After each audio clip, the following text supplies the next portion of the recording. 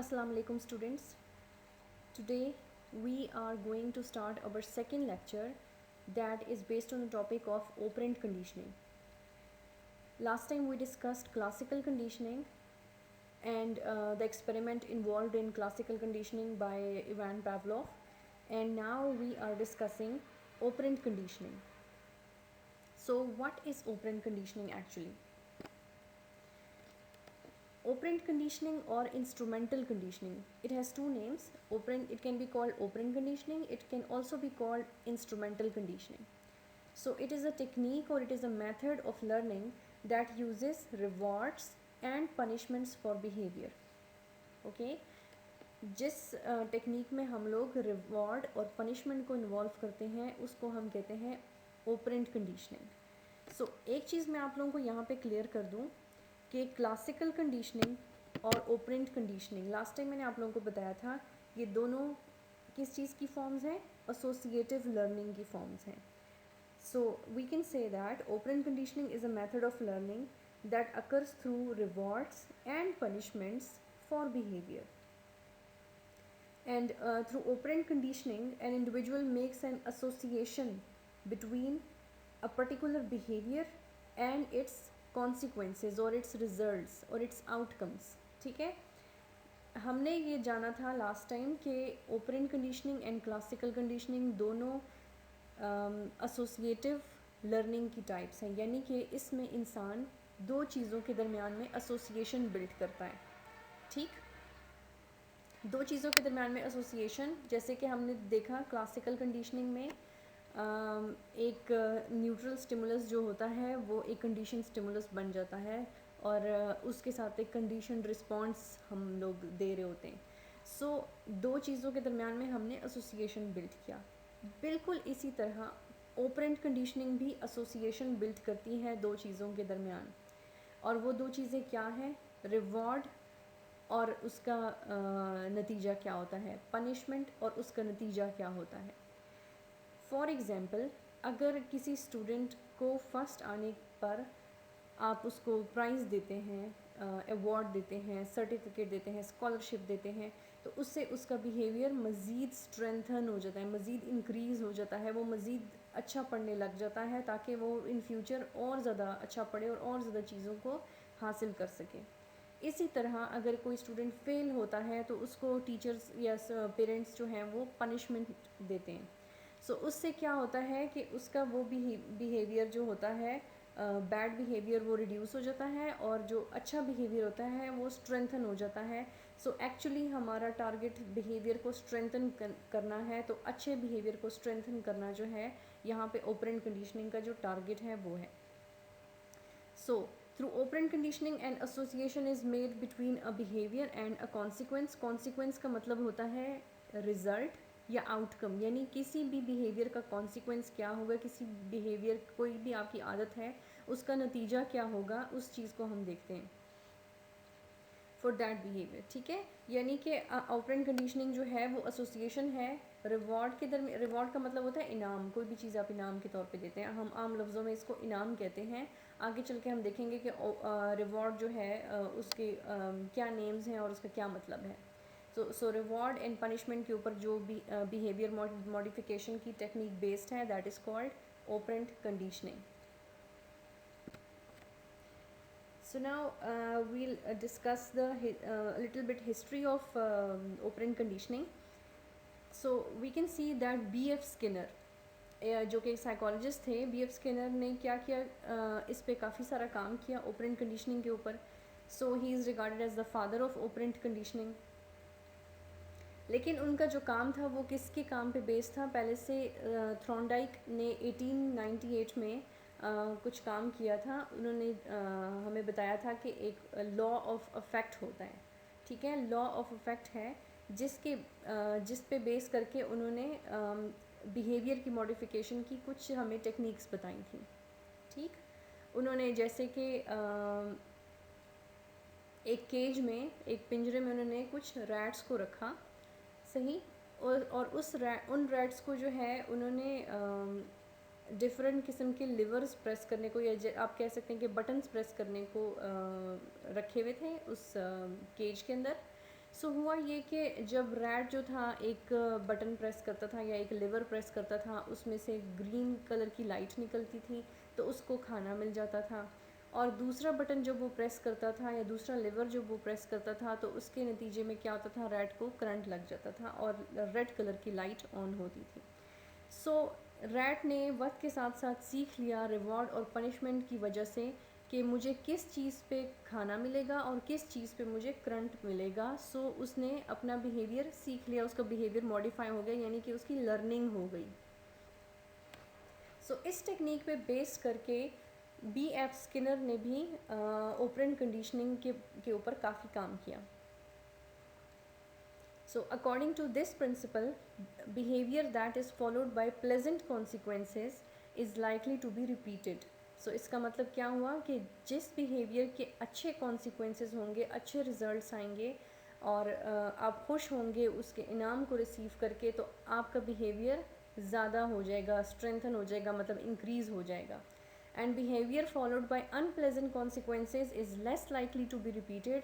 और जो बिहेवियर ऐसी नाखुशगवार नताइज जिसके बरामद हों, तो उसमें से क्या होता है कि आपका बिहेवियर कम हो जाता है। जैसे टीचर आपको डांटती है तो आप नेक्स्ट टाइम वो काम नहीं करते। सो इसका मतलब है कि आपका वो बैड बिहेवियर जो है वो कम हो गया है, ठीक है, less likely to be repeated. Moving next. So B F Skinner ने 2 टाइप्स ऑफ बिहेवियर्स हमें बताएं, ठीक है। First we will know the 2 types of behaviours, ताकि हमें पता चल सके कि आखिरकार ये किस तरह के बिहेवियर्स को टारगेट करता है operant conditioning. So the first type is respondent behaviours and the second type is operant behaviours. जो फर्स्ट टाइप है रिस्पोंडेंट बिहेवियर्स की, ये वो सारे बिहेवियर्स हैं जिसको हम ऑटोमेटिकली करते हैं और अपने रिफ्लेक्स के ऊपर बेस्ड करके करते हैं।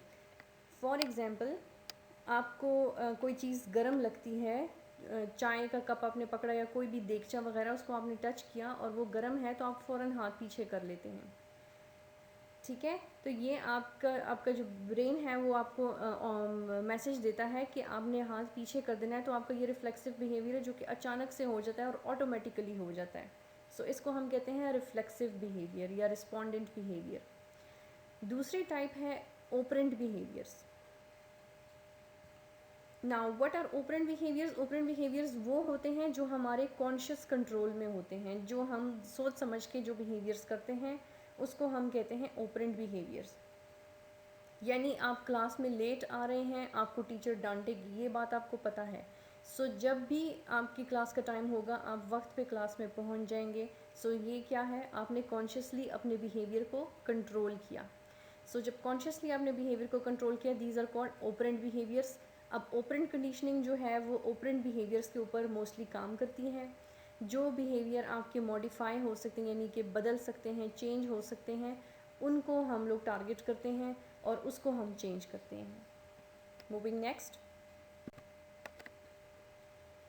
सो कंपोनेंट्स ऑफ ऑपरेंट कंडीशनिंग, क्या क्या कंपोनेंट्स हैं, कौन कौन सी चीज़ें हम यूज़ करते हैं ऑपरेंट कंडीशनिंग के अंदर, जिसके थ्रू हम बिहेवियर को मॉडिफाई करते हैं, यानी हम एक लर्निंग करवाते हैं, ठीक है। So first is reinforcement in operant conditioning. अच्छा, एक चीज़ मैं आपको क्लियर कर दूं कि जो कंपोनेंट्स हैं ऑपरेंट कंडीशनिंग के, ये 2 हैं। सबसे पहला है रीइंफोर्समेंट और दूसरा है पनिशमेंट। रीइंफोर्समेंट की आपके पास हैं 2 types, positive reinforcement and negative reinforcement. So reinforcement है क्या चीज़, सबसे पहले हम इस चीज़ को देख लेते हैं। Reinforcement is any event that strengthens or increases the behavior it follows. So reinforcement क्या हुआ, वो चीज़ जो आपके बिहेवियर को मज़बूत बना दे, इंक्रीज़ कर दे, उसकी जो है चांसेस बढ़ा दे दोबारा से अकर होने के, तो उसको हम कहते हैं reinforcement. So इसकी 2 टाइप्स हैं, positive reinforcement and negative reinforcement. Positive क्या चीज़ है? Positive reinforcers are favourable events और outcomes that are presented after the behaviour, ठीक है। एक बिहेवियर को मज़ीद मजबूत करने के लिए, ताकि आप फ्यूचर में दोबारा बच्चे से वही बिहेवियर करवाएं, आप पॉजिटिव रीइंफोर्समेंट देते हैं उसको। अब इसकी एग्जांपल क्या होगी कि बच्चा जो है अच्छे मार्क्स लेता है, आप उसको कोई चीज़ गिफ्ट के तौर पे देते हैं, या कोई एम्प्लॉय है वो अच्छा काम करता है ऑफिस में, तो आप उसको बोनस दे देते हैं। सो नेक्स्ट टाइम वो उससे भी अच्छा काम करेगा। तो इसको हम कहते हैं पॉजिटिव रीइंफोर्समेंट या पॉजिटिव रीइंफोर्सर्स। नेक्स्ट टाइप है नेगेटिव रीइंफोर्सर्स। नेगेटिव रीइंफोर्सर्स क्या होते हैं? That involve the removal of an unfavourable event और outcome after the display of a behaviour. ठीक है, अब आपने नेगेटिव रीइंफोर्समेंट और पनिशमेंट में फ़र्क करना सीखना है। नेगेटिव रीइंफोर्समेंट ये होता है कि आपने उस माहौल में से कोई ऐसी अनफेवरेबल चीज़ रिमूव कर दी, तो आपने बिहेवियर को स्ट्रेंथन कर दिया। फ़र्ज़ करें आप शॉपिंग मॉल में जाते हैं और वहाँ पे एक बच्चा जो है, मतलब आपका जो बच्चा है, वो शोर मचाना शुरू कर देता है, टेम्पर टेंट्रम्स थ्रो कर रहा है और चीखना चिल्लाना शुरू कर दिया है, कोई चीज़ मांग रहा है। आप क्या करते हैं कि उसके चीखने चिल्लाने को ख़त्म करने के लिए फ़ौरन से उसको कोई चीज़ दे देते हैं, टॉफ़ी या कोई भी ऐसी चीज़। तो क्या हुआ कि आपने माहौल में से चीखना चिल्लाना हटा दिया, उसका जो अनप्लेजेंट बिहेवियर, अनप्लेजेंट जो स्टिमुलस आपके कानों में आ रहा था, वो आपने रिमूव कर दिया।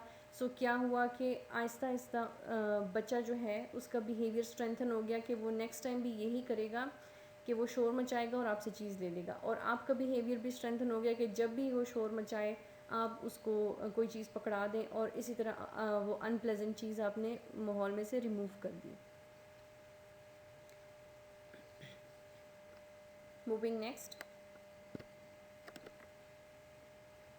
ऑपरेंट कंडीशनिंग में अब सेकेंड चीज़ जो आ जाती है आपके पास, कौन कौन सी टेक्निक यूज़ करनी है, वो है पनिशमेंट। फर्स्ट हमने डिस्कस किया रीइंफोर्समेंट, देन हम डिस्कस करें punishment. Punishment in operant conditioning is the presentation of an adverse event or outcome that causes a decrease in the behavior it follows. There are two types of punishment. In both cases the behavior decreases. अब हमने देखा कि reinforcement जब भी हमने use की तो उसमें हमारा behavior increase हुआ, बढ़ा, ठीक है। लेकिन जब भी हम पनिशमेंट यूज़ करेंगे तो पनिशमेंट का काम क्या होता है? बिहेवियर को डिक्रीज़ करना, कम करना, ताकि वो बिहेवियर नेक्स्ट टाइम ना हो, उसके पॉसिबिलिटी को कम करना। सो इसके भी टू टाइप्स हैं हमारे पास। पहली टाइप है पॉजिटिव पनिशमेंट, नेक्स्ट टाइप है negative punishment. What is positive punishment? Sometimes refer to as punishment by application. ठीक है, जब आप कोई चीज़ अप्लाई करते हैं इसको हम कहते हैं पॉजिटिव पनिशमेंट। जैसा कि आप ये जो बच्चों को मारा पीटा जाता है इसको हम कहते हैं पॉजिटिव पनिशमेंट, यानी कि बच्चे को बदतमीज़ी करने पर मारना या डांटना, this is called positive punishment. ठीक है, नेक्स्ट आपके पास टाइप है नेगेटिव पनिशमेंट। नेगेटिव पनिशमेंट कौन सी क्या होती है? Also known as punishment by removal. इसको क्या कहते हैं? Punishment by removal. और इसका मतलब क्या है? नाम से जाहिर है कि आप उस बच्चे के माहौल में से कोई ऐसी चीज़ हटा दें जिसकी वजह से वो अच्छा काम करना शुरू हो जाए। For example, taking away a child's video game following misbehaviour is an example of negative punishment. जब आप बच्चे की वीडियो गेम उससे छीन लेते हैं और उससे कहते हैं कि आपने पढ़ाई नहीं की या आपने बदतमीज़ी की है तो आपको वीडियो गेम नहीं मिलेगी, तो नेक्स्ट टाइम क्या होगा कि वो इस चीज़ को अवॉइड करने के लिए कि मुझसे चीज़ें छीन ली जाती हैं, तो वो नेक्स्ट टाइम वैसा बिहेवियर नहीं करेगा। सो अपने बैड बिहेवियर को या मिस बिहेवियर को कम करने के लिए ये चीज़ ज़रूरी है कि वो पनिशमेंट को अवॉइड करें। सो पॉजिटिव पनिशमेंट क्या चीज़ हुई? पॉजिटिव पनिशमेंट में हम कोई चीज़ ऐड करते हैं, यानी डांटना, मारना, ये चीज़ ऐड हो रही है, ठीक है। और नेगेटिव पनिशमेंट में क्या है? आपने वो चीज़ कोई भी चीज़ जो उसके पसंदीदा चीज़ है वो आपने उससे ले ली, रिमूव कर लिया। ठीक है, पॉजिटिव और नेगेटिव में ये फ़र्क है। अच्छा, अब पॉजिटिव और नेगेटिव रीइंफोर्समेंट एंड पनिशमेंट जो हैं उनको याद करने का आसान तरीका क्या है, क्योंकि ये कुछ ऐसे टॉपिक्स हैं जो ज़रा कंफ्यूजिंग हैं। अभी मैं आप लोगों को इसका आसान तरीका बताऊंगी कि आपने इसको याद कैसे करना है। थ्रू डायग्राम इसका हमेशा आसान तरीका होता है। मैं हमेशा स्टूडेंट्स को यही कहती हूँ कि आप लोग डायग्राम्स बनाएं और फ्लो चार्ट्स बनाएं, जिसके थ्रू आपको ज़्यादा इजी लगेगा ये कि आपने इसको याद कैसे रखना है, अपने माइंड में बिठाना कैसे है। सो ऑपरेंट कंडीशनिंग की यहाँ पे आपके पास फ्लो चार्ट आ गया है। सो ऑपरेंट कंडीशनिंग की दो टाइप्स क्या क्या हैं, रीइंफोर्समेंट एंड पनिशमेंट। रीइंफोर्समेंट किस लिए होती है, टू इंक्रीज बिहेवियर। पनिशमेंट किस लिए होती है, टू डिक्रीज बिहेवियर। अब रीइंफोर्समेंट में कौन कौन सी टाइप्स हैं, पॉजिटिव एंड नेगेटिव। इसी तरह पनिशमेंट में क्या टाइप्स हैं, पॉजिटिव एंड नेगेटिव। रीइंफोर्समेंट की जो पॉजिटिव टाइप है उसमें क्या आप करते हैं, ऐड करते हैं। कौन क्या चीज़ ऐड करते हैं, एक पॉजिटिव चीज़ ऐड करते हैं बच्चे के माहौल में, या बच्चे को देते हैं, बच्चे को या जानवर को या इंसान को, किसी को भी बिहेवियर को मॉडिफाई करने के लिए आप कोई प्लेजेंट सी चीज़ देते हैं। ठीक है।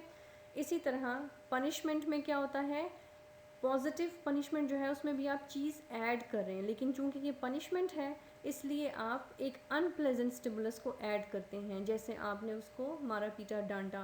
ठीक है।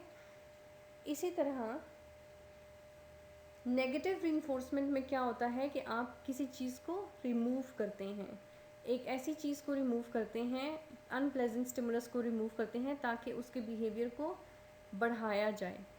और पनिशमेंट में क्या होता है कि आप एक ऐसी चीज़ को रिमूव करते हैं ताकि उसका बैड बिहेवियर कम किया जाए। सो हमेशा याद रखिए कि रीइंफोर्समेंट में आप बिहेवियर को बढ़ाते हैं, पनिशमेंट में आप बिहेवियर को घटाते हैं, यानी डिक्रीज़ करते हैं, कम करते हैं। ठीक है। पॉजिटिव में हमेशा चीज़ ऐड होगी, नेगेटिव में हमेशा चीज़ रिमूव होगी। Moving next. अब ये इसका बहुत ही आसान तरीका है इसको माइंड में बिठा के रखने का, ताकि आपको कभी भी ना भूलें कि positive and negative reinforcement and punishment में क्या फ़र्क थे, क्या चक्कर था उसमें। आपने क्या करना है कि जब आपको कोई टेस्ट मिले या कोई MCQs का पेपर मिले या कोई भी ऐसी चीज़, कोई भी वैल्यूएशन हो, या वैसे ही जहन में बिठाने के लिए, कॉन्सेप्ट क्लियर करने के लिए आपने क्या करना है कि आपने इसी तरह की का एक टेबल बना लेना है।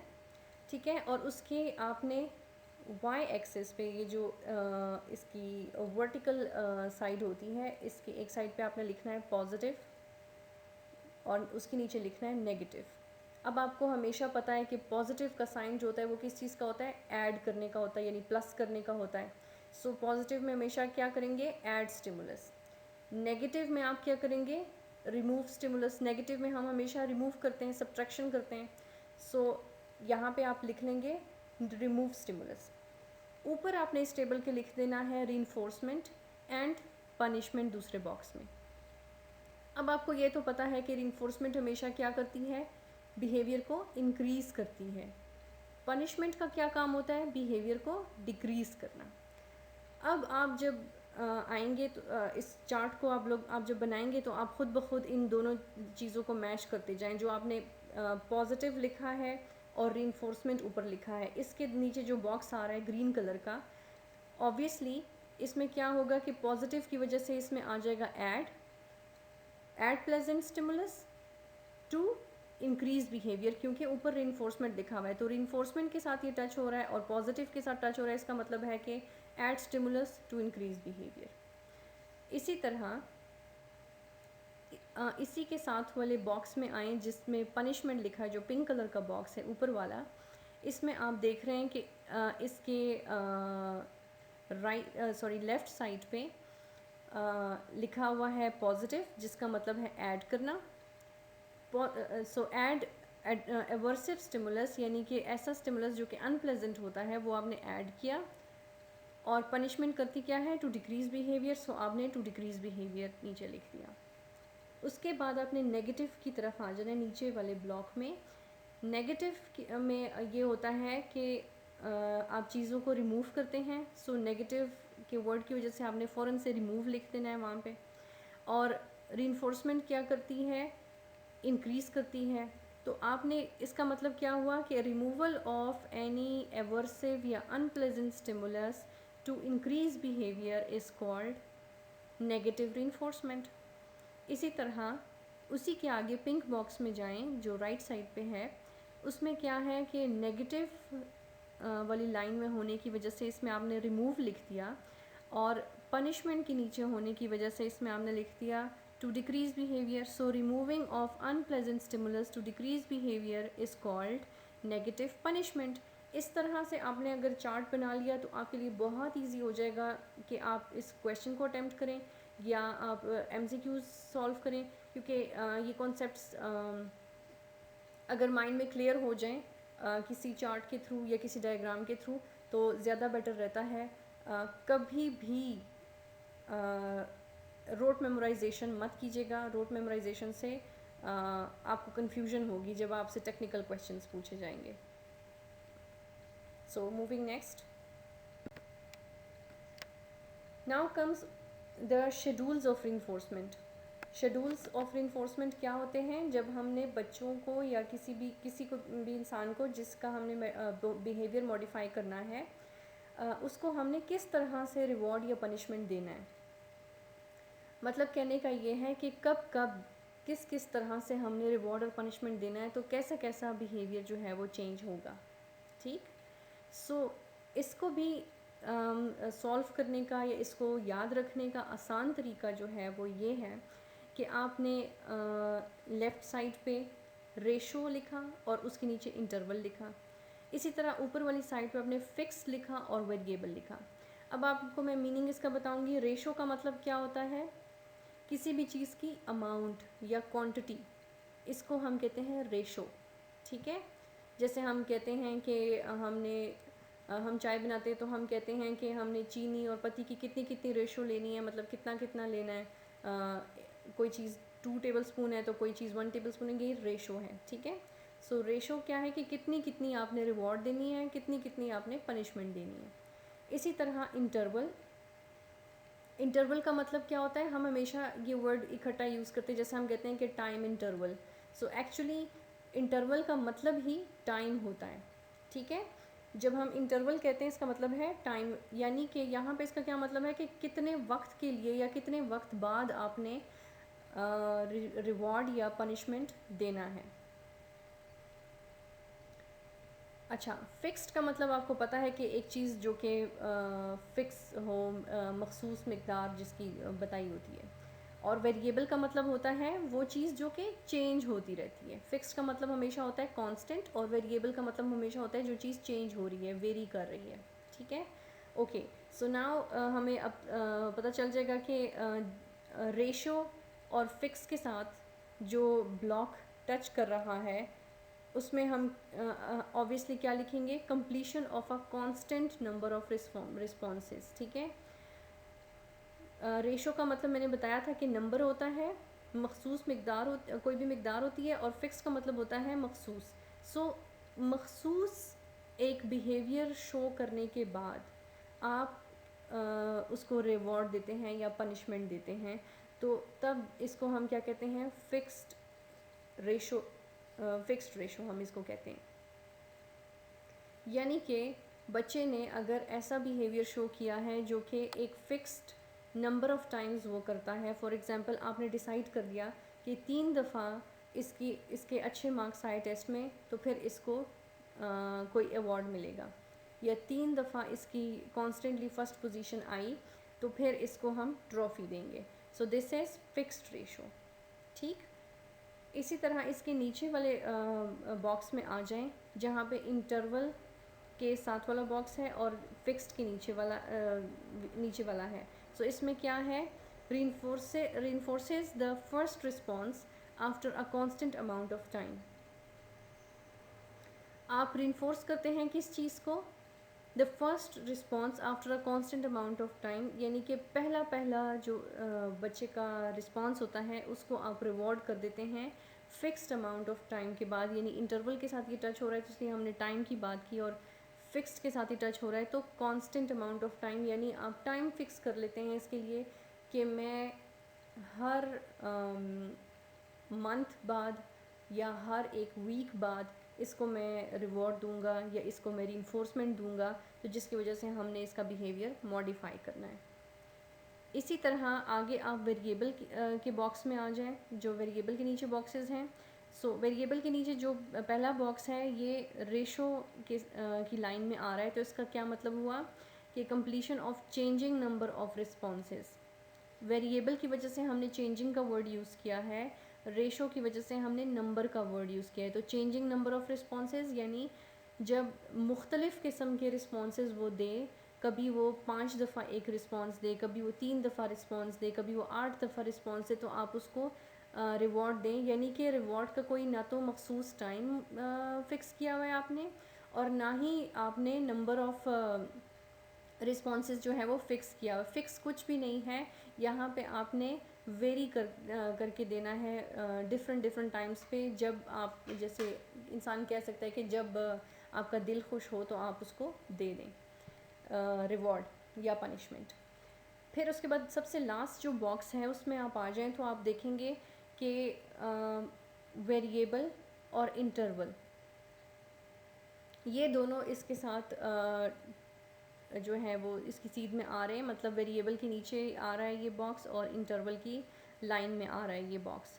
सो आपने उसमें देखा कि reinforces the first response after a changing amount of time। तो सबसे पहला जो उसने रिस्पॉन्स दिया किसी भी बच्चे ने या किसी भी इंसान ने, और आपने उसको रिवॉर्ड कर दिया। सो reinforces the first response after a changing amount of time। ठीक है, जैसे जैसे वक्त बदलता है चेंजिंग अमाउंट ऑफ टाइम, लेकिन आपने उसके लिए कोई वक्त की कैद नहीं रखी हुई, कोई रिस्पॉन्सेस की कैद नहीं रखी हुई। सो डिफरेंट टाइम्स पे आपने उसको देना है। So this was the easiest way to remember the schedule of reinforcement। अगर आपको कोई चीज़ मुश्किल लग रही है या किसी चीज़ में कन्फ्यूजन है, you can ask in the comment section below. And secondly, अगर मेरे लेक्चर में या मेरी वीडियो में अगर आप कोई इम्प्रूवमेंट देखना चाहते हैं या कोई सजेशन देना चाहते हैं तो यू आर मोस्ट वेलकम, आप लोग दे सकते हैं, ताकि मैं नेक्स्ट टाइम इससे बेहतर लेक्चर दूँ। So thank you so much for attending the lecture. If you have any questions, ask in the comment section below, or you can ask me directly. And never miss a lecture by subscribing to my channel। अगर आप subscribe कर लेंगे तो आपको जो भी video होगी जिस टाइम मैं उसको डालूँगी, चाहे वो रात को डालूँ चाहे वो दिन के वक्त डालूँ, आपको फ़ौरन वो मिल जाएगी। So you can watch this the video and you can prepare your self for the class.